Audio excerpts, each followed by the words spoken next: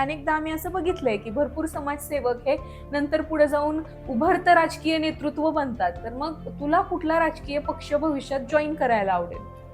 नक्कीच राजकीय पक्षाबद्दल बोलायचं झालं तर मला अजितदादांचे राष्ट्रवादी हे जॉईन करायला आवडेल. हं. का तर दादांच्या नंतर नक्कीच दादांनी जे महाराष्ट्राचं स्वप्न पाहिलं होतं ते सत्यात उतरवण्याचा आम्ही प्रयत्न करू. असं नक्की काय तुझ्या आयुष्यामध्ये घडलं की ज्यामुळे तू भगवान शिवशंकरांवर इतका विश्वास ठेवायला लागली किंवा श्रद्धा ठेवायला लागली? लहानपणापासूनच माझ्या घरामध्ये भक्तिमय वातावरण आहे आणि एक वारकरी सांप्रदायिक कुटुंब असल्यामुळे अ, खूप भक्तिमय असं वातावरण आहे माझ्या आणि गावात एक प्राचीन शिव मंदिर आहे. हं, हं. त्यामुळे महादेवाची श्रद्धा सगळ्यांचीच आहे घरामध्ये.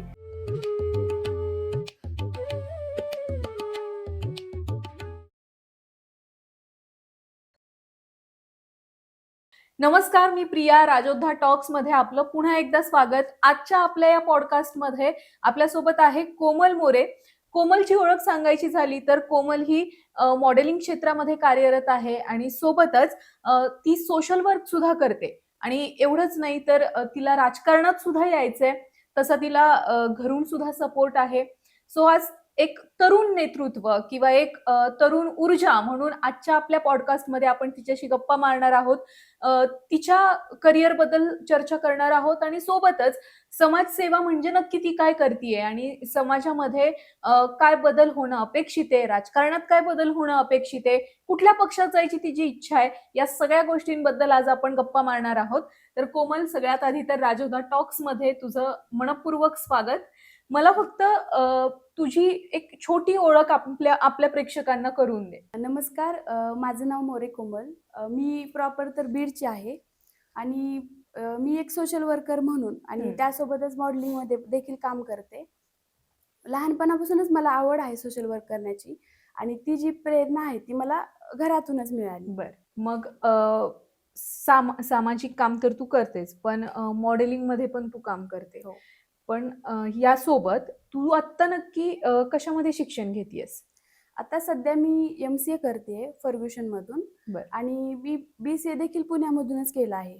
खरं तर तू म्हटलीस, आपली जी चर्चा झाली त्याच्यामध्ये तू असं म्हणालीस, की अ, तुझ्या घरचं जे बॅकग्राऊंड असेल, म्हणजे तुझा भाऊ हा हो. राजकारणात आहे आणि अ, तुमच्या घरचं बॅकग्राऊंड थोडक्यात प्रो एन-सी-पी आहे. हो. सो मग तू कुणाच्या बाजूनी आहेस? कारण तुला समाजसेवा करण्याची इच्छा आहे आणि अनेकदा आम्ही असं बघितलंय, की भरपूर समाजसेवक हे नंतर पुढे जाऊन उभरतं राजकीय नेतृत्व बनतात. तर मग तुला कुठला राजकीय पक्ष भविष्यात जॉइन करायला आवडेल?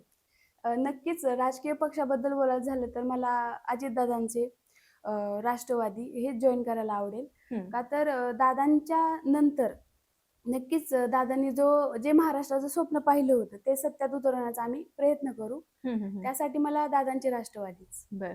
पण आता मग मला असा पण प्रश्न विचारायचा आहे. तू बीडची आहेस. हो. बीडची दुसरी कन्या, जी सगळ्यांना माहिती आहे, अर्थात पंकजाताई हो, मुंडे. पंकजा.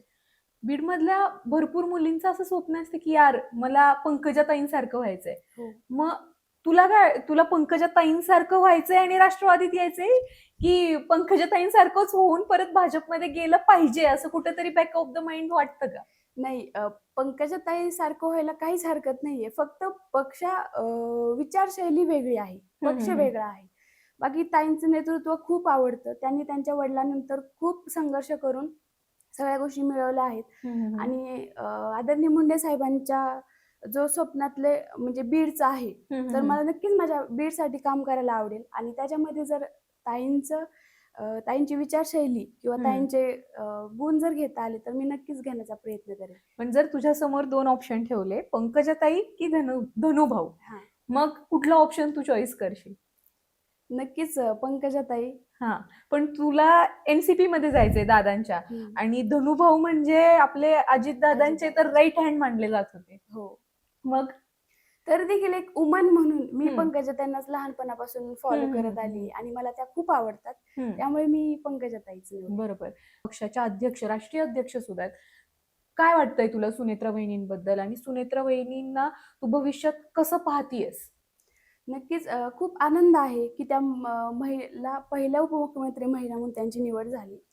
पण दादा असताना हे जर झालं असतं, तर ते अधिक खूप आनंदाची गोष्ट होती आमच्यासाठी. आणि त्यांच्याकडून जर काय अपेक्षा आहे म्हटलं तर जे दादांचं जे स्वप्न होतं पूर्ण महाराष्ट्राबद्दलचं, ते नक्कीच दादांच्या पावलावरती पाऊल ठेवून त्या काम करतील. आणि दादांचे जे विचारशैली होती किंवा काम करण्याची जी पद्धती होती, ती त्या नक्कीच अंमलात आणतील, बरोबर. हा विश्वास आहे. आता राजकारणामध्ये तू कितपत राजकारणाचा अभ्यास करतीये ते खरं म्हणजे ते आता मला पण इतकं माहित नाही. पण आता सध्याची जी एनसीपी मधली स्थिती आहे, असं कुठेतरी पाठीमागे चर्चा आहे की सुनेत्रा वहिनींनी आता मान्य आहे की जे दुःख आहे दादांचं ते प्रचंड मोठं आहे. ते एक बायको म्हणून ते त्यांना खूप अवघड आहे पचवणं. पण तरी सुद्धा आता एक महिला उपमुख्यमंत्री झालेल्या आहेत. आता कुठंतरी त्यांनी तटकरे असतील किंवा पटेल असतील किंवा थोडंसं बॅकबोन कोणाचं न घेता स्वतः फ्रंट फूटवर राहिलं पाहिजे आणि स्वतः निर्णय घेतले पाहिजेत, स्वतः बोललं पाहिजे पत्रकार परिषदांमध्ये, असं तुला वाटतंय का? हो, नक्कीच असं वाटते, पण सध्या असं आहे की ग्राउंड लेवलला काय चर्चा आहे? तुला काय वाटतंय? आता तू भरपूर वेळा युवती अध्यक्ष असतील किंवा राष्ट्रवादीच्या कार्यकर्त्यांसोबत, महिला कार्यकर्त्यांसोबत तुझ्या चर्चा होत असतील. काय राष्ट्रवादीच्या महिला कार्यकर्त्यांचा जो कोर बेस आहे त्यांच्यात काय चर्चा होतीये सध्या? त्यांच्या चर्चा सध्या हीच आहे की त्या फ्रंट फूटवर येऊन त्यांनी बोललं पाहिजे किंवा काय. पण सध्या त्या खूप जसं की बघता अचानक सगळ्या गोष्टी झालेल्या आहेत, त्याच्यामुळे त्यांनी खूप मोठ्या मनाने उपमुख्यमंत्री पदाची शपथ घेतली आणि लगेच पुढचा कारभार जे सुरू केला. बरोबर. लोक असेही बोलत होते की एवढी काही घाई होती किंवा सत्तेसाठी सगळं चाललेलं आहे वगैरे. बरोबर. पण आपण इतिहासात जाऊन बघितलं तर राजमाता जिजाऊ असतील किंवा अनेक स्त्रिया असतील, जेव्हा कधी त्यांना वेळ आली की युद्धावरती जायची आणि त्यांच्या परिवारातले म्हणजे लढायला गेलेले असायचे, तेव्हा त्या कधीच खचून नाही गेल्या की आता मी किंवा दुःख करत नाही बसल्या त्या गोष्टीचं. त्या लढायला जायच्या, परिवाराचं दुःख एका बाजूला ठेवून त्या समाज म्हणजे प्रजेसाठी काम करायच्या. सेम तसंच मला वाटतं इतिहासाची पुनरावृत्ती झाली आहे आणि यांनी पण त्यांचं दुःख बाजूला ठेवून एक समाजाप्रती त्या पुढे आल्या. आणि नक्कीच त्यांना थोडासा आपण वेळ दिला पाहिजे सगळ्या गोष्टी समजून घ्यायला, कारण हे सगळं खूप अचानक झालेलं आहे. बरोबर. त्यामुळे मला तर वाटते की त्या नक्कीच पुढे येऊन करतील सर्व. आणि तसं पण त्यासोबत जयदादा आणि पार्थदादा आहेतच. खरं तर एक तरुण नेतृत्व किंवा एक तरुण म्हणून तुला काय वाटतं की राजकारणामध्ये जे सध्या सतत पक्षांतर होतंय किंवा महाविकास आघाडी असेल किंवा मग महायुती असेल, सतत पक्ष बदलले जात आहेत पदासाठी. काय वाटतं यार सध्याच्या राजकीय घडामोडीवर? मला तर असं वाटते की सतत पक्ष बदलणे सत्तेसाठी हे काही योग्य नाहीये.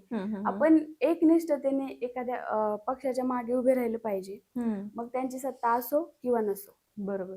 आणि मग आता जर म्हणजे दादांनी पक्ष बदलला, पण दादांनी भरपूर वेळा असं सांगितलं की हे मी आपल्या ह्याच्यासाठी करतोय, महाराष्ट्राच्या विकासासाठी करतोय आणि ते अगदी बरोबर पण होतं. पण जर समजा तुझ्या पुढे 2 ऑप्शन दिले, अजितदादा की शरद पवार, कोणाला निवडणार? त्या दोघांमध्ये निवडत झालं तर असं निवडू नाही शकत आपण, कारण शरद पवारांमुळेच अजितदादा आहेत. बरोबर.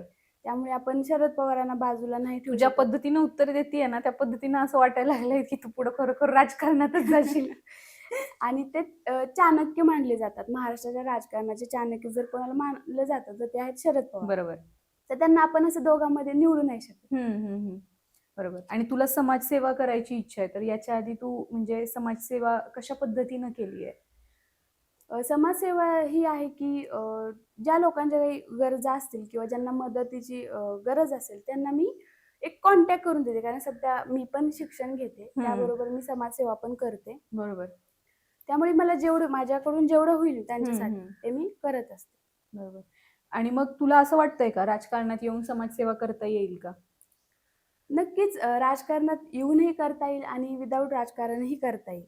म्हणजे जर समजा भविष्यात पद मिळालं किंवा मिळालं नाही तरी तुझी समाजसेवा सुरू राहील? हो, नक्कीच. बरोबर. आता एक मुलगी म्हणून मुलींसाठी काय संदेश देशील तू? राजकारणात येऊ इच्छिणाऱ्या मुलींसाठी तू काय संदेश देशील? ज्या मुलींना खरंच राजकारणाची आवड आहे त्यांनी खरंच घराबाहेर पडा. आणि आपण नेहमी म्हणत असतो की याने खूप काम केलं पाहिजे, हा करत नाही वगैरे, तर मला असं वाटतं का नेहमी दुसऱ्यांनाच म्हणायचं? जर आपल्या मध्ये हिंमत आहे, आपल्याला ही संधी आहे करण्याची, तर मला असं वाटतं की आपण ते करून दाखवलं पाहिजे बाहेर पडून. आणि तुला राजकारणात यायचंय तर मग तुझं प्रेरणास्थान कोण आहे आता? हा. अ, खरं तर समाजसेवेची प्रेरणा जर सांगायचं म्हटलं तर मला माझ्या घरातूनच मिळाली. जसं की मी लहानपणापासून माझ्या आजोबांना बघायचे. ते खूप काम करायचे. घरी राशनचं दुकान होतं. त्यामुळे ते सतत कंटिन्यू म्हणजे चालू ठेवायचे किंवा ज्यांना गरज आहे खरंच तर ते द्यायचे तसंच. तर मग मला तिथून प्रेरणा मिळाली. त्याच्यानंतर माझा भाऊ पण राजकारणात मध्ये आला. आता जो 5 वर्षापूर्वीचं गाव आणि आता सध्याचं माझं गाव याच्यामध्ये खूप मोठा डिफरन्स आहे. तो कधी त्याची वेळ नाही बघत काम करण्यासाठी किंवा तो सातत्याने गावासाठी काम करत असतो आणि खूप मनातून करतो एक सरपंच म्हणून. त्यामुळे ते दोघं माझी प्रेरणा आहेत. त्याचबरोबर जर बाहेरून मी जेव्हा पुण्याला आले शिक्षण घेण्यासाठी, इथे माझी एक भेट म्हणजे माझे एका मुलीशी झाली. ती देखील सरपंच आहे आता सध्या. आता उपसरपंच म्हणून काम करते. तर ती एक महाराष्ट्राची युवा राज्यातली सदस्य म्हणून तिची निवड झाली 2021 साली. तर तिच्याकडून मी तिच्यासोबत राहिली. आम्ही एक 5 वर्ष झालं सोबत आहोत. तर तिच्याकडून मला रोज प्रेरणा मिळत गेली, की कसं काम केलं जातं गावासाठी. कारण तिची पण खूप अस्मितेने म्हणजे ती चांगल्या ह्याने गावासाठी तिच्या काम करत असते. बरोबर. आणि एक तुला आता एनसीपी मध्ये जायचंय तर मग एनसीपी पक्षामध्ये खरोखर युवा चेहऱ्यांना संधी दिली जाईल का पुढे? हो. कारण अजून आता जर आपण पाहिलं तर अजूनही छगन भुजबळ आहेत किंवा मग अजूनही पटेल आहेत, तटकरी आहेत. मग अशा याच्यात यांच्या फळीमध्ये युवा वर्ग कुठेतरी कमी पडताना दिसतोय. असं नाहीये. आता सध्या सुरुवात झाली आहे युवा वर्ग घेण्यासाठी. कारण एक वेळ लागतो कुठलीही गोष्ट म्हणजे जर बदल व्हायचा असेल तर. बरोबर. पण मी माझे बरेच मित्र-मैत्रिणी आहेत जे एनसीपी मध्ये काम करतात. ते देखील युवाच आहेत आणि ते खूप तरुण पिढी म्हटलं तर आता जसं जयदादा आणि पारदादा राजकारणामध्ये आले, तसं त्यांच्यासोबत युवा पिढी देखील आली आहे. बरोबर. आणि भविष्यात जर समजा तू राजकारणामध्ये गेली तर कुठलं पद उपभोगायला तुला आवडेल? असं पदाबद्दल सांगता नाही येणार. तरी देखील मला जे पद मिळेल त्याच्यामध्ये मी समाजाप्रती काम करण्याची तयारी दाखवेल. ते समाजाप्रती काम म्हणजे नक्की तू काय करशील किंवा काय करायची इच्छा आहे तुला समाजासाठी? जर मला माझ्या बीडमधून जर पद मिळालं तर आता सध्या बघता बाकीच्या जिल्ह्याच्या तुलनेमध्ये बीड नक्कीच मागे आहे. तर तिथे ज्या अजून गोष्टी आलेल्या नाही ज्या की पुणे असेल इतर जिल्ह्यामध्ये खूप लवकर आल्यात आणि बीड अजूनही त्या दृष्टीने मागे आहे. आणि मला असं वाटते जर जिल्हा वाईज जर आपण त्यांचं डेव्हलपमेंट केली तर युवा पिढी जी आहे ती शहरामध्ये कमी येईल आणि आपल्या जिल्ह्यामध्ये राहूनच तिथे प्रगती करेल. बरोबर. जसं की पुण्यामधला ट्रॅफिक प्रॉब्लेम बघतो किंवा बऱ्याच गोष्टी बघतो आपण सगळे ट्रॅफिक वरती सोल्युशन काढतो. बीड मधले खरं मुख्य समस्या काय काय आहेत? म्हणजे गुन्हेगारी तर सगळ्यांनाच माहिती आहे, पण गुन्हेगारी सोडून आणखी कुठल्या समस्या आज तुला वाटतायत की त्या सोडवणं गरजेचं आहे जर तुला संधी मिळाली तर? बीडमध्ये खूप समस्या आहेत जसं की शिक्षण आहे. तिथे त्यांना शिक्षण मिळत नाही. त्यामुळे त्यांना त्यांचा जिल्हा सोडून बाहेर जिल्ह्यामध्ये राहायला यावं लागतं. किंवा पाण्याची समस्या आहे. ते तर एक नैसर्गिकच आहे. अशा बऱ्याच समस्यांना तिथल्या लोकांना सामोरं जावं लागतं. बरोबर. तर मी त्याच्यामध्ये बदल करेन. येस. आणि तुला महाराष्ट्र कला गौरव अवॉर्ड पण मिळालाय. खरं तर आम्हाला आधी त्या अवॉर्ड बद्दल माहिती दे आणि कशासाठी तुला नेमका तो अवॉर्ड दिला गेला? मला 2025च्या ऑक्टोबर महिन्यामध्ये मला तो अवॉर्ड मिळाला महाराष्ट्र कला गौरव आणि तो माझ्यासाठी खूप माझ्यासाठी खूप अभिमानाची गोष्ट आहे. तर तो एक पुरस्कार जो आहे तो एक कला गौरव म्हटल्यानंतर कलामध्ये सगळ्याच गोष्टी येतात. जे की आपण कलाकृती करत असतो क्रिएटिव्ह माइंडने बऱ्याच गोष्टी ज्या की मी करत असते. त्या गोष्टींची सगळ्या गोष्टी दखल जसं की सोशल वर्क आलं, फोटोग्राफी आली, रील बनवणे असेल किंवा बाकीच्या गोष्टी असतील सर्व. त्या सगळ्या गोष्टींची दखल घेऊन मला ते कला गौरव पुरस्कार. बरोबर. ओके. सो कोमलचं ही एक कोमलची बाजू आहे. जसं एका नाण्याला दोन बाजू असतात तसं कोमलची ही एक बाजू म्हणजे तिला राजकारणाची, समाजसेवेची आणि मॉडेलिंगची आवड आहे. पण त्यासोबतच दुसरी बाजू एखाद्या व्यक्तीची असते. तशीच तिची दुसरी बाजू म्हणजे ती प्रचंड प्रमाणात श्रद्धाळू सुद्धा आहे. सो तो भाग नक्की काय आहे? कोमलच्या आयुष्यात भगवान शिवशंकरांचं असणं नक्की काय आहे? आणि ती कशा प्रकारे श्रद्धा ठेवते? हेच आता आपण जाणून घेणार आहोत. असं नक्की काय तुझ्या आयुष्यामध्ये घडलं, की ज्यामुळे तू भगवान शिवशंकरांवर इतका विश्वास ठेवायला लागली किंवा श्रद्धा ठेवायला लागली? लहानपणापासूनच माझ्या घरामध्ये भक्तिमय वातावरण आहे आणि एक वारकरी सांप्रदायिक कुटुंब हं. असल्यामुळे अ, खूप भक्तिमय असं वातावरण आहे माझ्या आणि गावात एक प्राचीन शिवमंदिर आहे. हं, हं, हं. त्यामुळे महादेवाची श्रद्धा सगळ्यांचीच आहे घरामध्ये. पण माझं फक्त एवढंच होतं, की मी त्यांना बघत होते हं. महादेवाबद्दल. मला असं वैयक्तिक कुठला अनुभव नव्हता किंवा काही नव्हता. पण एक हळू आपल्याला आवड निर्माण होते देवाबद्दल. ती मला झाली आणि जेव्हा आयुष्यात कठीण प्रसंग आला, तर आपण एकदा बघतो, की अरे हां, हे देव खूप लवकर पावतात वगैरे. तर माझंही तसंच झालं पहिल्यांदा, की अरे महादेवाबद्दल एक अस्मिता निर्माण झाली आणि मी ती म्हणजे भक्ती करत गेले असा त्यांची. कुठला इन्सिडेंट आहे का? तू आम्हाला आमच्याशी शेअर करू शकतेस, की असं काहीतरी अडचण होती तुला आणि तू ती पूर्ण झाली बाबा. हात जोडले किंवा मनात शंकरांबद्दल प्रचंड आस्था होती आणि खरोखर तुला तो रिझल्ट मिळाला. असा एखादा इन्सिडेंट असेल आणि तुला शेअर करावा वाटला तर तू करू हो, शकतेस. नक्कीच. 12वी नंतर माझं सगळं व्यवस्थित चाललेलं, शिक्षण वगैरे सगळंच. 12वीच्या नंतर कोरोना आला, म्हणजे हं. माझ्या वेळी कोरोना आला. त्याच्यानंतर माझं शिक्षण थांबलं हं. आणि माझी सतत इच्छा होती, की मला काहीतरी करायचंय आणि पण त्यावेळी घरच्यांचे एक हे होतं, की "अरे, आम्हाला तुझ्यापेक्षा जास्त काहीच महत्त्वाचं नाही सध्या तरी." कारण वातावरण बघता. मग मला असं वाटायचं मला रोज वाईट वाटायचं, की माझ्यासोबतचे जे आहेत, ती हं. सर्व पुढे निघून गेली आणि मी इथेच आहे, घरीच हं, आहे. हं. सगळे मला जेव्हा कॉल करायचे तेव्हा एकच म्हणायचे, की "अरे, तू तर एवढी हुशार होती किंवा तू तू का काय नाही म्हणजे काहीच करत नाही?" तर माझ्याकडे तेव्हा ॲन्सर नसायचं. हं. मला वाटायचं, अरे पॅरेंट्स एवढे कसे पॉझिटिव्ह असू शकतात किंवा एवढे कसे हे असू शकतात. एवढी काळजी, एवढ्या लेव्हलची काळजी, की त्यांना वाटायचं, की अरे नको, हं. बाहेर टाकलं तर कोरोना वगैरे आहे हे ते आणि हं. कुठे टाकणार ना आपण हिला हो. आत्ताच.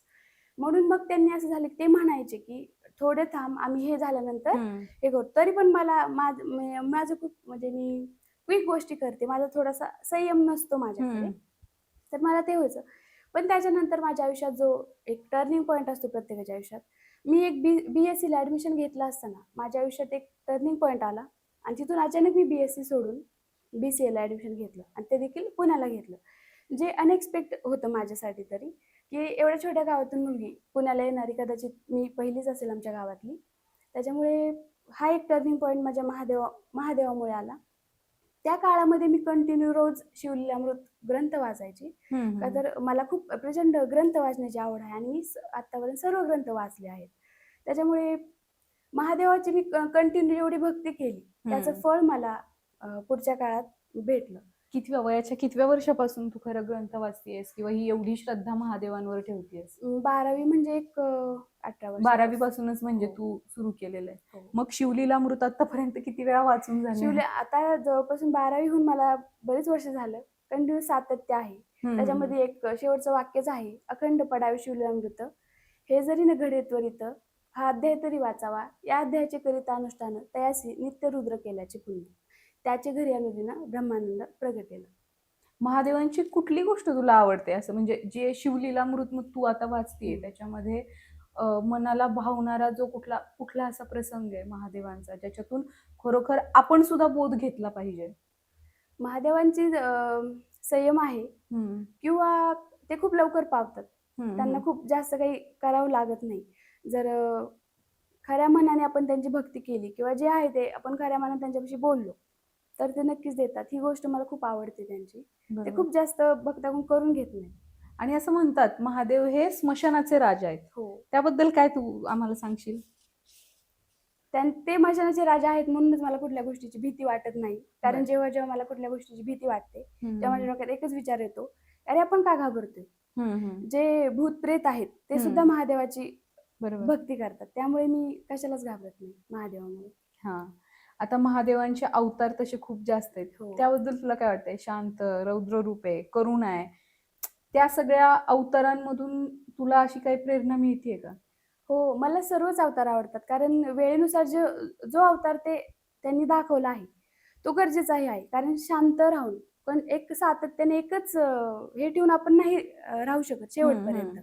कधी रो रो रो रूप पण घ्यावं लागतं, कधी हं. करुणा पण दाखवावं लागते, कधी शांत राहून पण बघावं लागतं. बरोबर. आणि मुली भरपूर प्रमाणात 16 सोमवार करतात महादेवासाठी. साठी त्यावर तुझं काय म्हणणं आहे?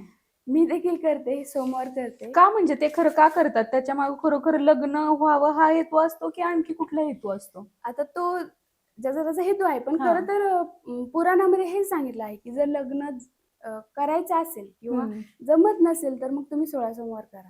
बर. मी देखील 16 सोमवार नाही, सोमवार करते रेग्युलर. हा. पण ते एक माझी भक्तीसाठी करते, की बरोबर. आवड आहे म्हणून. हम्म.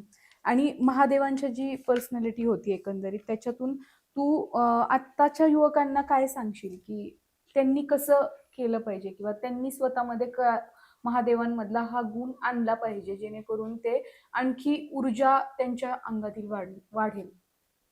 धैर्य धैर्य घेतलं पाहिजे, कारण जग एवढं फास्ट झालं की सगळ्यांना प्रत्येक गोष्ट क्विक पाहिजे.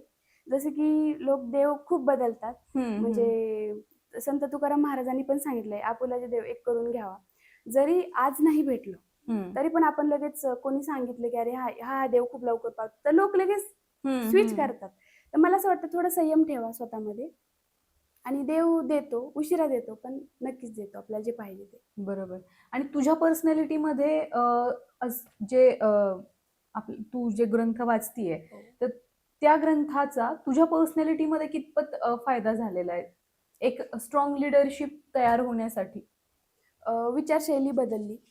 जे की मला प्रत्येक गोष्ट आधी वाटायची की सायन्स आहे प्रत्येक गोष्टी मागे, आताही वाटतं, कारण सायन्सचं जग आहे म्हणून.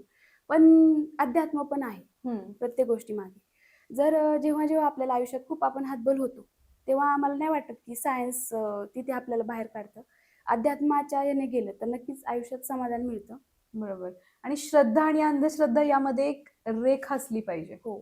त्याबद्दल काय सांगशील? भरपूर वेळा असं होतं की श्रद्धेच्या नावाखाली अंधश्रद्धेलाच खतपाणी घातलं जातं. पण तू एक युवती आहेस, हो.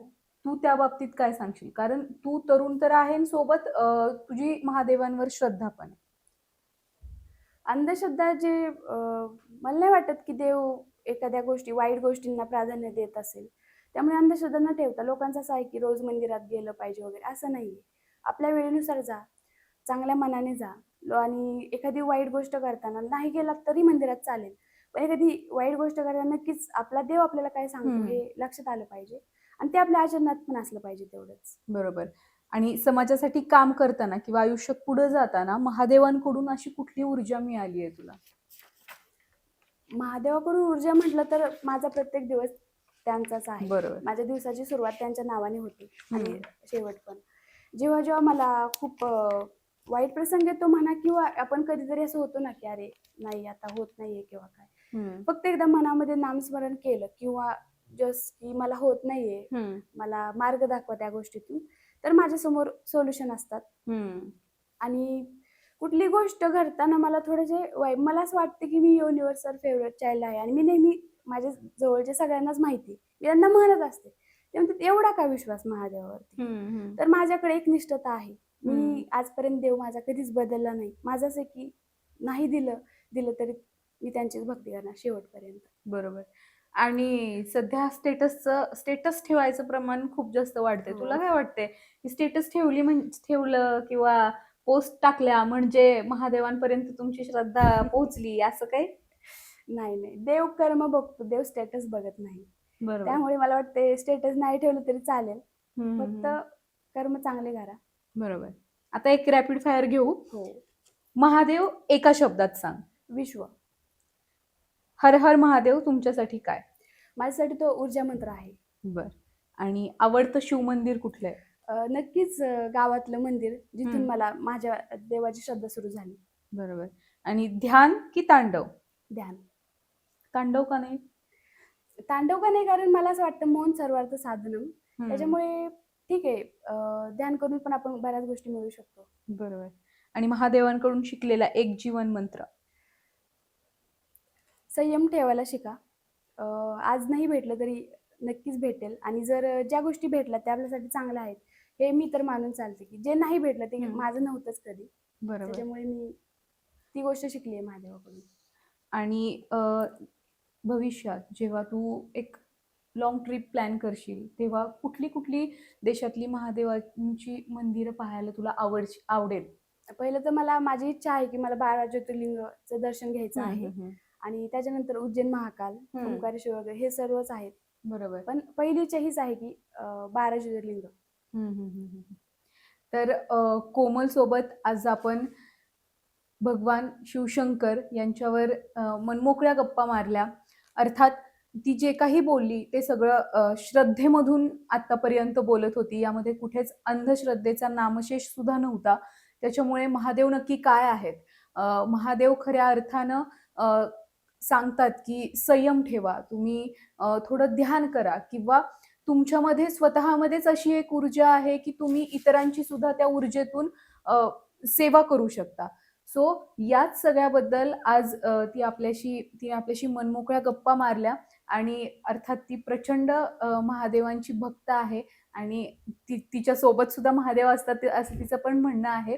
त्याच्यामुळे अर्थात तुला तुझ्या पुढच्या सगळ्या वाटचालीसाठी खूप खूप शुभेच्छा.